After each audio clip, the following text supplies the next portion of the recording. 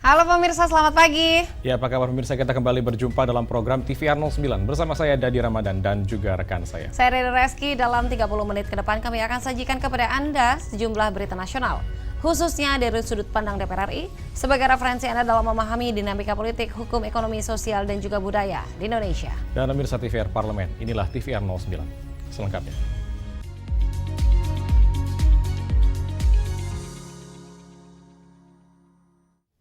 Wakil Ketua Komisi 8 yang juga anggota Tim Was Haji DPR RI Abdul Wahid apresiasi kinerja dan komitmen Kementerian Haji dan Umroh Arab Saudi serta penyelenggara haji Indonesia dalam mewujudkan haji yang lebih berkualitas. Penyelenggaraan ibadah haji tahun 2026 dinilai mengalami perbaikan signifikan, mulai dari penerapan sistem nusuk, penyediaan bus sholawat, hingga penempatan sebagian jemaah haji reguler di hotel berbintang 5 di Madinah. Atas peningkatan layanan tersebut, Wakil Ketua Komisi 8 yang juga anggota Tim Was Haji DPR RI, Abdul Wahid, mengapresiasi kinerja dan komitmen Kementerian Haji dan Umroh Arab Saudi serta penyelenggara haji Indonesia dalam mewujudkan haji yang lebih berkualitas. Menurut Abdul Wahid, penggunaan kartu nusuk dan tasreh mempermudah jemaah mengenali identitas, lokasi hotel, serta kelompok layanan masing-masing. Sistem tersebut juga membantu jemaah, khususnya lansia, saat mengakses layanan dan ketika terpisah dari rombongan. Kartu nusuk inilah yang satunya berjalan mulai tahun 2026. Jadi ini cukup membantu dan di kartu nusuk itu para jamaah sudah tahu persis di mana beliau ditempatkan dari mulai gelombang pertama yang Madinah dan gelombang 2 di Makkah. Jadi di gelombang pertama mereka sudah sampai di Madinah tanpa ada rebutan hotel. Nah, inilah keberhasilan daripada Kementerian Haji yang sekarang. Selain sistem layanan, Abdul Wahid juga mengapresiasi penempatan sekitar 5.000 jemaah haji reguler Indonesia di hotel berbintang 5 di Madinah. Sementara hotel berbintang 3 dan 4 juga dinilai memiliki akses yang dekat dengan Masjid Nabawi, sehingga memudahkan jemaah menjalankan ibadah. Dari sisi konsumsi, pelayanan dinilai semakin baik karena menyajikan menu khas Indonesia yang lebih sesuai dengan selera jemaah. Dari Mekah, Arab Saudi, Tim Liputan, TVR Parlemen melaporkan. Komisi 7 DPR RI menilai lemahnya standarisasi nasional saat ini menyebabkan serbuan produk asing masuk Indonesia begitu bebas, sedangkan produk-produk dalam negeri belum mendapatkan kuota ekspor yang menjanjikan. Perjanjian dagang dengan negara sahabat dan negara lain menjadi langkah strategis untuk meningkatkan kerjasama ekonomi dan perluasan akses pasar. Komisi 7 DPR RI menilai lemahnya standarisasi nasional saat ini menyebabkan serbuan produk asing masuk ke Indonesia begitu bebas, sedangkan produk-produk dalam negeri belum mendapatkan kuota ekspor yang menjanjikan. Wakil Ketua Komisi 7 DPR RI, Evita Nursanti mengungkapkan, regulasi standarisasi nasional masih lemah dalam mengakomodir keberadaan produk-produk dalam negeri, terutama untuk bisa bersaing dan mendapatkan akses perluasan pasar dalam perdagangan global. Evita menekankan, kajian penerapan label SNI dengan sertifikasi wajib yang menjadi kewenangan kementerian atau lembaga terkait perlu dikolaborasikan dengan Badan Standarisasi Nasional atau BSN agar mampu menjamin kualitas, keamanan, dan keselamatan produk. Kita kan tidak mau memang banyaknya perjanjian-perjanjian internasional yang kita buat, tetapi karena lemahnya daripada standarisasi nasional kita, sehingga manfaatnya itu perjanjian internasional itu tidak kepada kita. Karena barang-barang kita masih sulit masuk keluar, sementara barang dari luar negeri itu begitu bebas masuk ke Indonesia.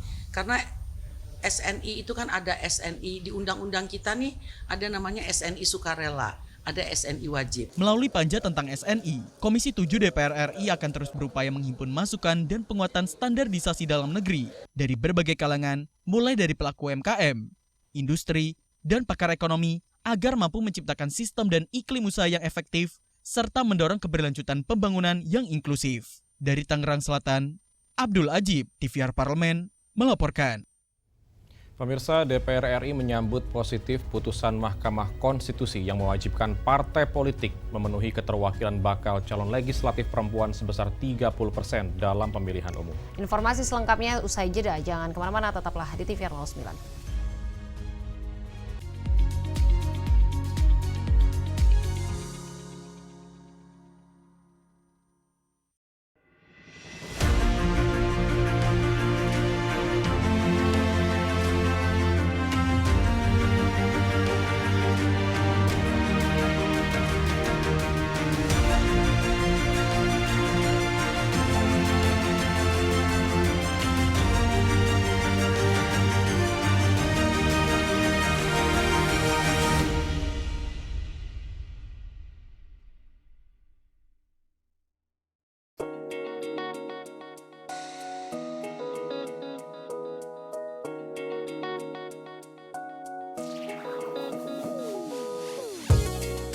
Kehadiran mereka tidak hanya mewakili suara perempuan, tetapi juga membawa perspektif yang beragam serta pengalaman hidup yang unik ke dalam proses pembuatan kebijakan.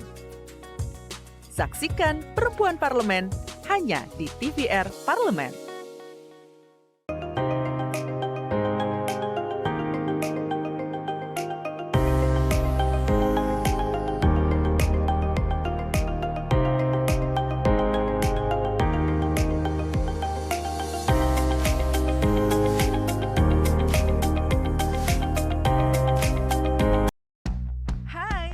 Sekarang, kamu bisa menyaksikan program-program TVR Parlemen di First Media, channel 18 ya. Yuk kita kenalan dengan anggota DPR RI periode tahun ini. Dari depan kursi. Di balik kursi. Gini, di balik kursi. Aku ingin menjadi sesuatu yang mungkin bisa kau rindu. Acap kahiji, rukun sakabena, gitulah pokok nama. Semakin penasaran kan bagaimana kiprah karir politiknya? Hanya di TVR Parlemen.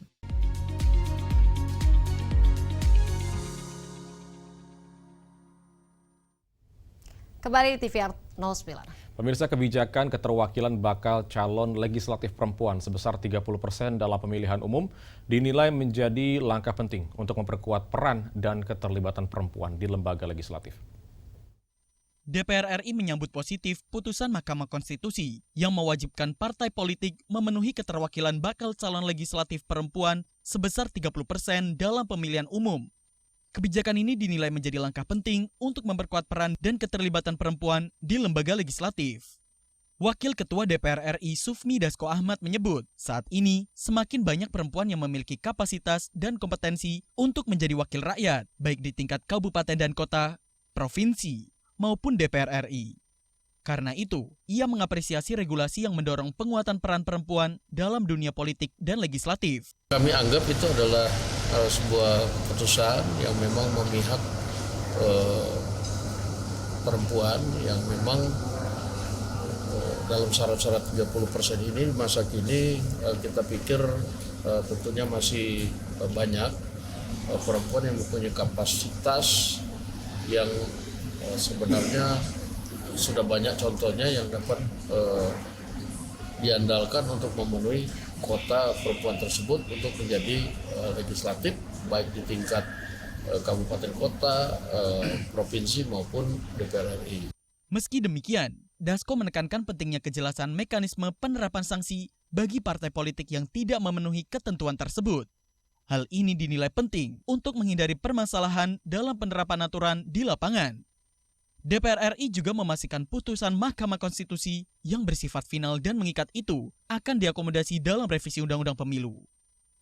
Dari Senayan, Jakarta, Afiah, Zikri dan Denus, TVR Parlemen melaporkan. Terkait rendahnya realisasi anggaran Kementerian Kelautan dan juga Perikanan di tengah besarnya kebutuhan nelayan dan juga infrastruktur perikanan, DPR RI menilai masih ada sisa anggaran lebih dari 2 triliun rupiah yang belum terpakai secara optimal. Komisi 4 DPR RI menyoroti rendahnya realisasi anggaran Kementerian Kelautan dan Perikanan. Di tengah besarnya kebutuhan nelayan dan infrastruktur perikanan, DPR menilai masih ada sisa anggaran lebih dari 2 triliun rupiah yang belum terpakai secara optimal. DPR menyoroti realisasi anggaran KKP yang hingga Mei 2026 baru mencapai 11,76% dari total pagu sekitar 13 triliun rupiah.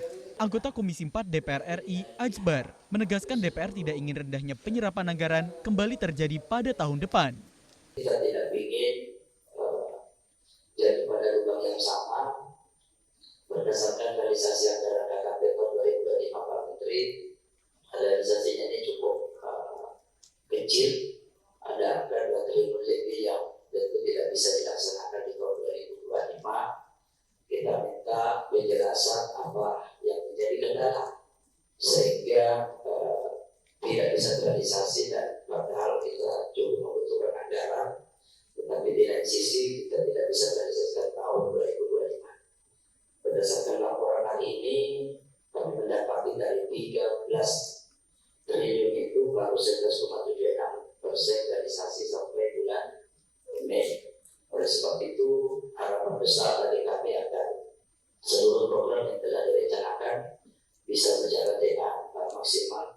Komisi 4 DPR RI mendorong KKP melakukan evaluasi menyeluruh agar anggaran negara lebih tepat sasaran dan berdampak langsung bagi masyarakat nelayan. Dari Kompleks Parlemen Senayan, Julian, TVR Parlemen, melaporkan. Pemirsa, Badan Keahlian Setjen DPR RI resmi melanjutkan sinergi akademik melalui penandatanganan nota kesepahaman dan perjanjian kerjasama dengan Universitas Padjadjaran yang diharapkan dapat menghasilkan undang-undang yang berkualitas, berdampak, dan dapat dilaksanakan. Badan Keahlian Setjen DPR RI resmi melanjutkan sinergi akademik melalui penandatanganan nota kesepahaman atau MOU dan perjanjian kerjasama dengan Universitas Padjadjaran. Kerjasama ini diharapkan dapat menghasilkan undang-undang yang berkualitas, berdampak, dan dapat dilaksanakan. Kepala Badan Keahlian Setjen DPR RI, Bayu Dwi Anggono mengatakan, undang-undang yang dihasilkan harus berdasarkan data yang akurat, berbasis ilmu pengetahuan, serta menjawab kebutuhan masyarakat dan dapat diimplementasikan. Pelibatan perguruan tinggi menjadi penting dalam mendukung pelaksanaan fungsi DPR RI. Kita tahu bersama bahwa DPR RI dalam pelaksanaan fungsi legislasi, anggaran pengawasan tentu perlu dukungan keahlian berbasiskan pada data, ilmu pengetahuan, ya tentu kemudian bagaimana kebijakan itu berdampak. Nah tentu pelibatan perguruan tinggi menjadi sangat penting karena di perguruan tinggi ilmu pengetahuan itu diproduksi, dikembangkan, diteliti dan dikembangkan serta bagaimana kekayaan SDM pada perguruan tinggi. Rektor Universitas Padjadjaran, Arif Kartasasmita, menyambut positif penguatan kerjasama dengan Badan Keahlian DPR RI. Kolaborasi ini tidak hanya membuka peluang pembelajaran bagi mahasiswa, namun juga mendorong pengembangan riset, peningkatan kapasitas SDM, serta menciptakan undang-undang berkualitas di parlemen. Harapan kami ke depan bahwa kerjasama ini akan terus diperluas. Jadi kami tentu saja mahasiswa kami dapat juga belajar dari Badan Keahlian DPR. Yang kedua juga kami juga dapat menjadi tempat untuk pendidikan lebih lanjut bagi para ahli di sana dan juga dapat dihasilkan satu riset-riset tertentu untuk dapat mendukung pengambilan keputusan di DPR RI. Dari Bandung, Jawa Barat, Afif Anwar, TVR Parlemen melaporkan. Pemirsa, kehadiran perempuan di parlemen tidak hanya memperkuat representasi, tetapi juga menghadirkan perspektif baru dalam proses pembentukan kebijakan nasional. Koalisi dan kolaborasi lintas pandangan di parlemen menjadi bagian penting dalam melahirkan kebijakan yang lebih inklusif dan responsif terhadap kebutuhan masyarakat. Informasi selengkapnya akan kami hadirkan saat lagi, tetaplah bersama kami di TVR 09.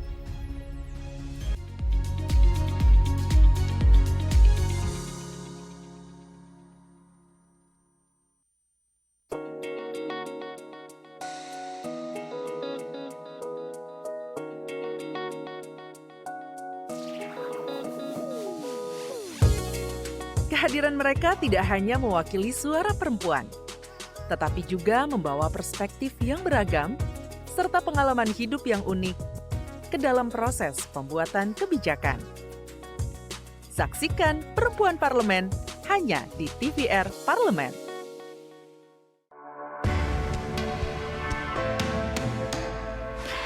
Dari ruang sidang Senayan, Jakarta, menyajikan liputan langsung kinerja DPR RI.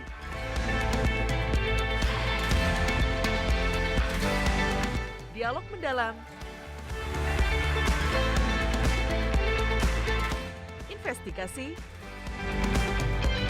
dan profil wakil rakyat.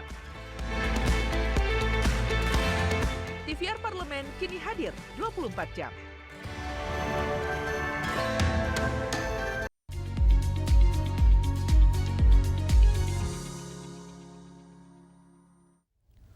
Kembali di TVR 09. Pemirsa, dinamika parlemen tidak hanya diwarnai proses legislasi dan juga pengawasan, tetapi juga kolaborasi untuk menghadirkan kebijakan yang lebih berkeadilan. Perempuan di parlemen memiliki peran strategis dalam menyuarakan aspirasi serta memastikan berbagai kebijakan memperhatikan perspektif gender. Simak liputan mendalam yang telah dikemas tim redaksi TVR Parlemen dalam segmen editorial Parlemen berikut ini.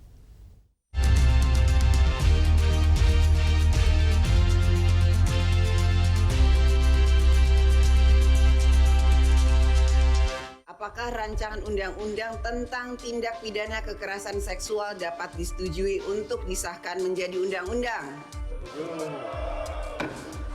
Terima kasih.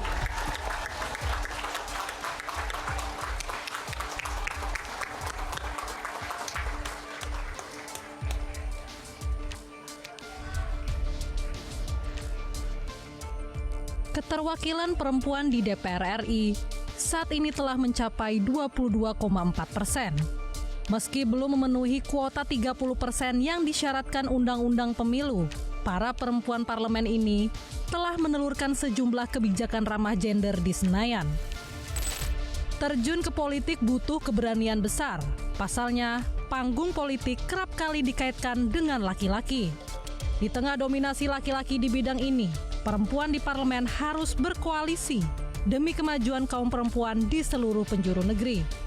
Gelaran Kaukus Perempuan Parlemen atau KPPRI yang mengusung tema dari representasi menuju transformasi kebijakan merupakan momen untuk merajut semangat perjuangan yang sama. Persoalan perempuan harus digotong bersamaan agar terasa ringan, agar kaum Hawa tidak kehilangan angan dan harapan. Dalam memperjuangkan hal-hal yang terkait dengan perempuan nggak bisa sendirian, memang perlu gotong royong dari semua pihak untuk bisa memperjuangkan hal tersebut. Jadi semakin banyak peran dari seluruh stakeholder, NGO, kemudian seluruh elemen masyarakat akan menjadi lebih baik, dan KPPRI yang ada di parlemen ini tentu saja bisa menjadi jembatan antara legislatif, pemerintah dengan jejaring-jejaring yang ada di luar parlemen dan pemerintah. Jadi hal ini tentu saja akan sangat baik kalau KPPRI yang ada sekarang ini bisa bersinergi dan berkoordinasi. Biarkan perempuan membahas isu perempuan. Empati tidak perlu lagi dibeli, karena perempuan akan membela perempuan lainnya secara naluri. Tentang pembicaraan penting mengenai mau dibawa kemana negara ini, terutama di tengah krisis di sana-sini, perempuan juga harus ikut duduk bersama. Perspektif perempuan yang humanis dan peka terhadap persoalan di masyarakat perlu diikutkan dalam rencana pengembangan bangsa. Karenanya perempuan perlu dukungan politik. Kuota afirmatif 30% bukan hanya untuk diduduki, tetapi ditransformasikan menjadi kebijakan-kebijakan yang berpihak bagi para puan. Jadi kita membuat kick-off lah, semacam kick-off dari isu-isu yang mau kita advokasi, yang akan kita artikulasikan di komisi masing-masing sesuai tupoksi begitu ya. Dan juga banyak sekali bagaimana undang-undang PPRT baru disahkan, bagaimana kita mendorong peraturan turunannya, tanah adat, isu advokasi kekerasan seksual, kemudian bagaimana keterwakilan perempuan bisa mencapai 30% dan bahkan kalau bisa di atas 30% ya, dan tidak lupa juga menyiapkan pendidikan politik bagi para perempuan. Tentu saja saat ini kita tahu bahwa kita sedang menghadapi multidimensional isu geopolitik ya global, kemudian geoekonomi, di mana tentunya kita ingin ke depan ini perempuan lebih bersuara di bidang peace and security, begitu ya. Ini penting kita artikulasikan sebagai bagian dari komunitas dunia untuk menyuarakan perdamaian. Di dekade terakhir, berbagai undang-undang telah lahir bagi perempuan. Undang-undang tindak pidana kekerasan seksual, Undang-undang Kesejahteraan Ibu dan Anak, hingga Undang-Undang Pelindungan Pekerja Rumah Tangga. Tongkat estafet harus terus digilir agar perjuangan memberdayakan dan melindungi perempuan tidak berakhir. Koalisi perempuan harus terus diperkuat hingga ke pelosok negeri, agar perempuan di daerah juga berdaya dan terlindungi. Ke depan KPPRI akan menyusun jadwalnya, tetapi juga KPPRI juga akan terus membentuk KPP di provinsi dan kabupaten kota. Ini penting supaya koordinasi isu-isu yang ada di daerah. Karena ada beberapa partai politik yang memang hanya ada di daerah ya, tidak mendapatkan parliamentary threshold sehingga tidak ada di DPR. Tim redaksi TVR Parlemen melaporkan.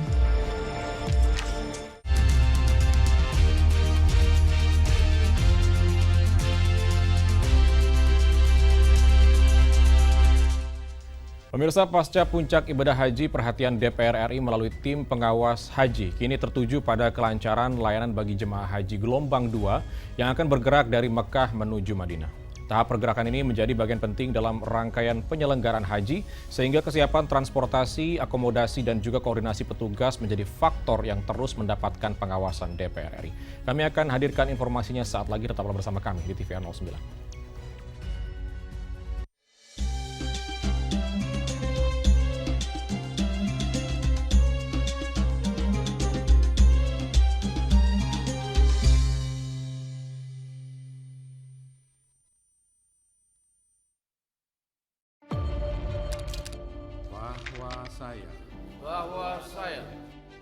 Demi Allah, saya bersumpah dan seadil-adilnya periode keanggotaan DPR RI hingga saat ini, yaitu terdapat 126 undang-undang yang telah selesai dibahas DPR RI. Terima kasih rekan Elisa dan juga Danina. Pemirsa,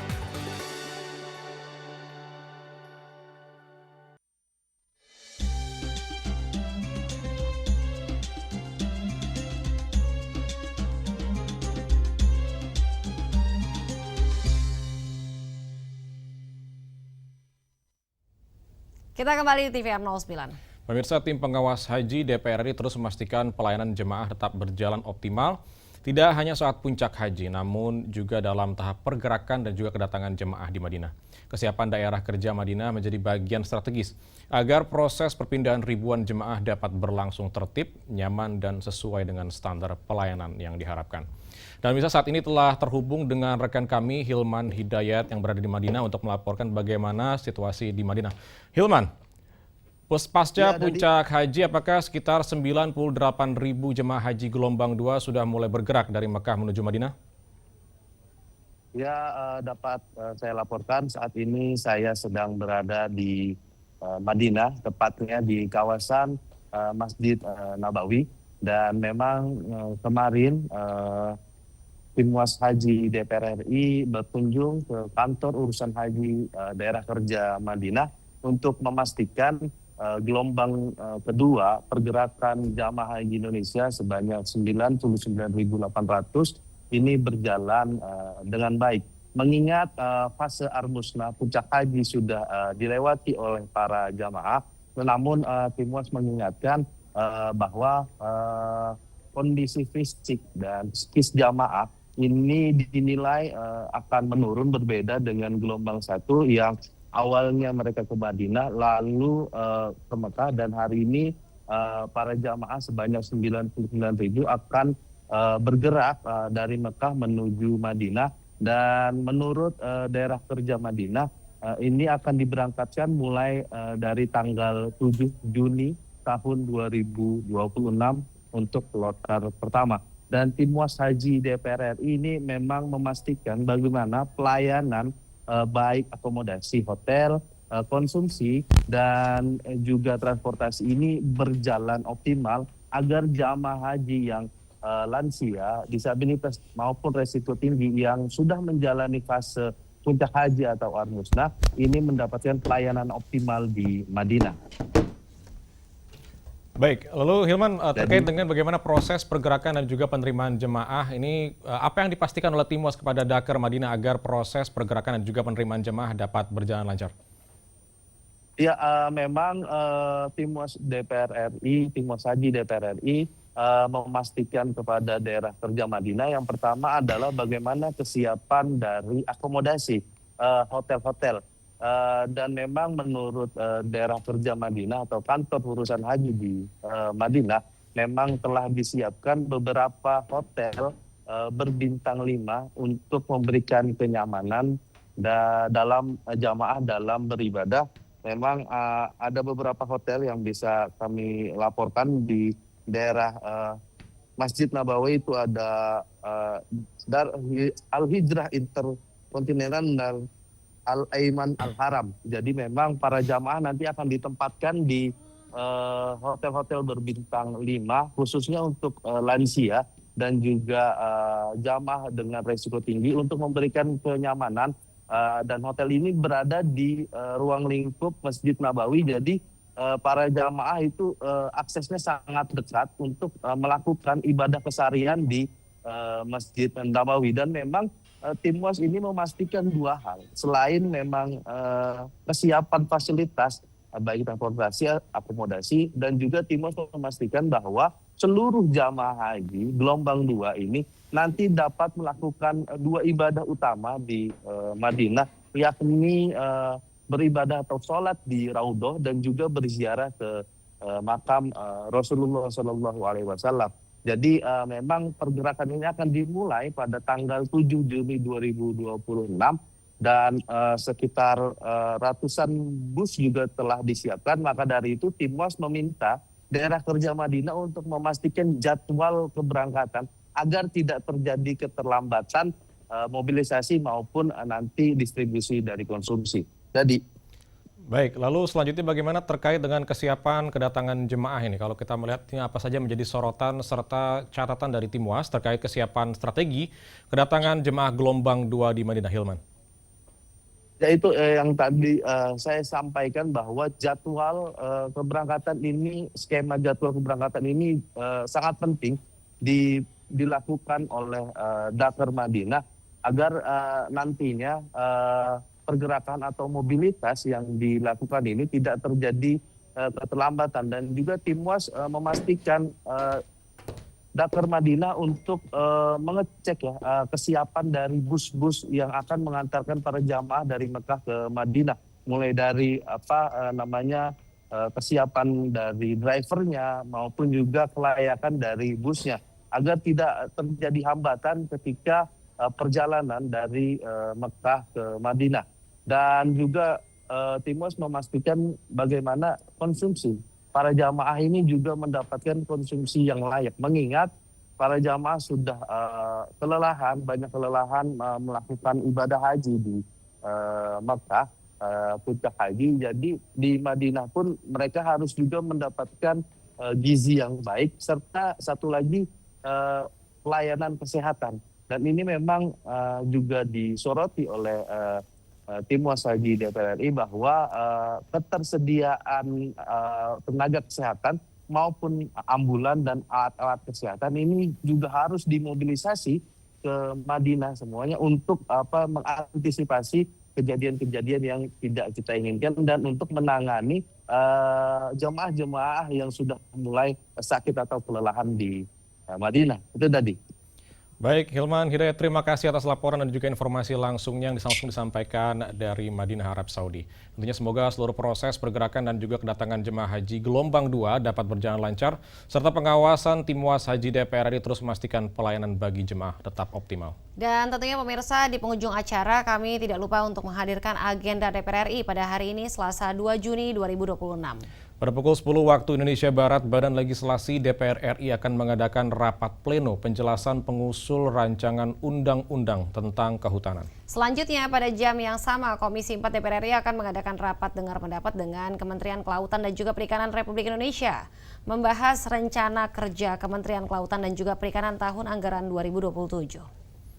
Dan sejumlah agenda serta kegiatan DPR RI lainnya dapat Anda akses di website kami di tvrparlemen.dpr.go.id atau melalui kanal YouTube kami TVR Parlemen. Dan pemirsa TVR Parlemen, demikian TVR 09 edisi pagi ini. Segenap kru TVR Parlemen yang bertugas mengucapkan terima kasih telah menyaksikan TVR 09 pagi ini. Saya Dadi Ramadan dan juga rekan saya. Saya Rin Reski, sampai jumpa di TVR 09 selanjutnya. TVR Parlemen, Referensi Indonesia.